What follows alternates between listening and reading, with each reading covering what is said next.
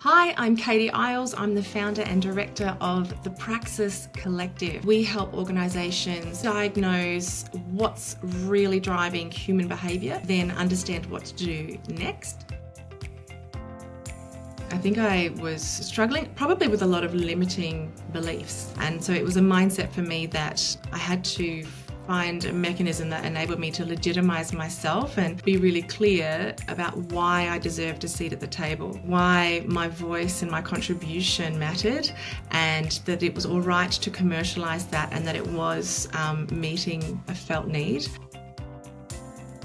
So what felt difficult to me about positioning myself as an expert, a thought leader, a commercially irresistible prospect was not wanting to be perceived as arrogant or presumptuous or a douchebag by going, hey, I'm an expert or blah, blah, blah. The second one was then the work of being really clear about who I am and how I've been shaped and formed and how that then adds value for the people that I work with.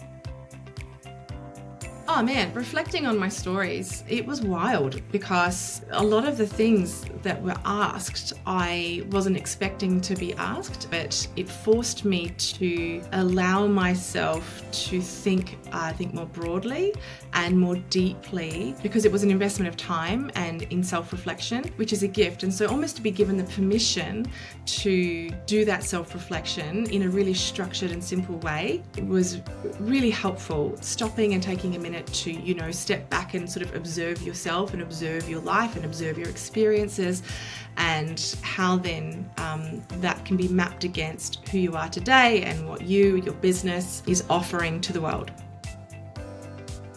What surprised me about the stories that surfaced as I did the digital persona questionnaire was things that I had probably underestimated their formative impact on the way that I think and the way that I engage with the world. I could start to pinpoint places and times where I had a pattern of waiting for permission to lead or to occupy or to hold space, and also the times when I actually led out of, I suppose, what you would call your authentic or grounded self, that actually yielded really positive results from a very young age without me even recognizing it. So that was quite refreshing and very affirming. There was a moment during the process where it was almost like my brain let me agree with my gut that I actually had a business and I actually had good ideas and I actually had helpful information.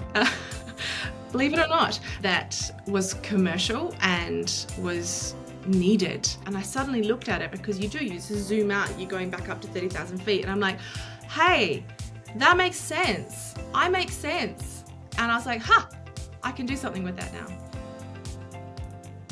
It's just a really helpful tether. It's an anchor point, or it's a well to draw on, I suppose. So if I'm feeling dry or I'm feeling like I don't know how to show up today, I suppose it takes that thinking out of it, because it's already done the heavy lifting for me. So all I have to do is then take what has surfaced and then organise it within the frameworks that Brad has helped me set up, so that then I can disseminate and hopefully really engage with people in a way that is in flow and is grounded and is easy to engage with.